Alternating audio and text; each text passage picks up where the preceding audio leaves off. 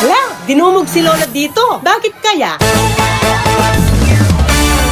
Pumunta kami ng aking team sa Parang Concepcion, Tarlac. Alam niyo ba dati, ang barangay Parang ay puro gubat at puno ng mga hayop sa paligid. Yan din dumadaloy ang sapang bulo at nakilala noon sa linaw ng tubig at dami ng isda. Naghanap nga kami ng location. Doon may tinagwa kong magnet. Naghintay din ako na may makahanap sa akin. At ang nauna, matik may 100 pesos. Kaya kaya, hinihino na ako. Kakain mo po. Grabe, ang dami pong nangyari. Nuorin niyo po ito.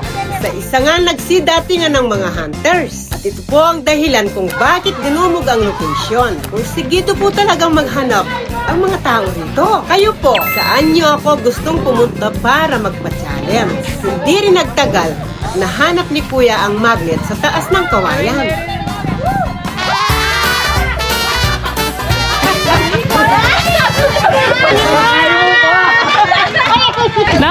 Sabi mo ko, ikit mo eh. Masaya ako.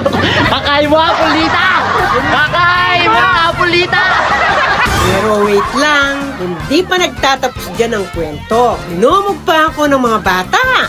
Dahil pagkatapos ng palaro, ay namigay din ako ng stickers at ibang prize.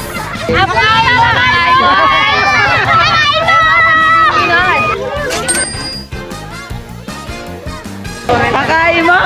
Kakain mo! Maraming salamat po sa mga tiga-Parang.